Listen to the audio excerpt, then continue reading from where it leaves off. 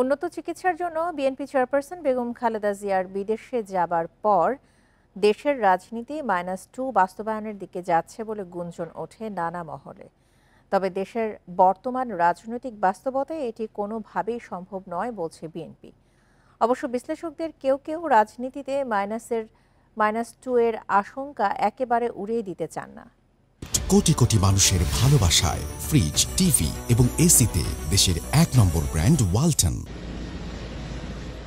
৫ই আগস্ট ছাত্র জনতার অভ্যুত্থানে ক্ষমতাচ্যুত হয় আওয়ামী লীগ সরকার, দেশ ছাড়েন সাবেক প্রধানমন্ত্রী শেখ হাসিনা।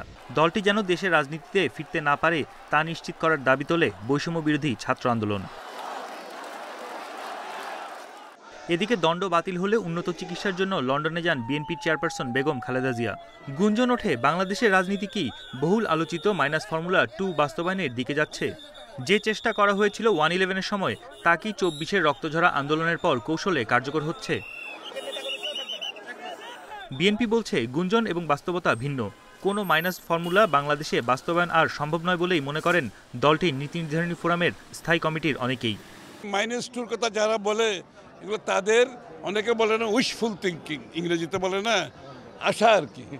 ওই আশা জীবনে পূরণ হবে না। ওইটা এরশাদ পারে নাই, ওইটা 1-11 পারে নাই।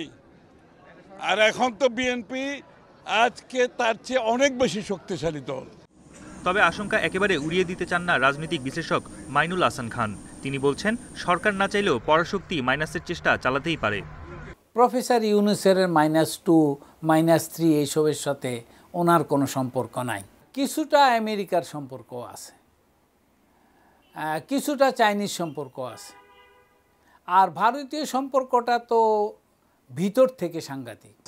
এদিকে অন্তর্বর্তী সরকারের প্রধান উপদেষ্টার প্রেস সচিবের বক্তব্য স্পষ্ট, রাজনীতিতে কোনো -2 ফর্মুলা বাস্তবায়নের পরিকল্পনা এই সরকারের নেই বলেই জানিয়েছেন তিনি।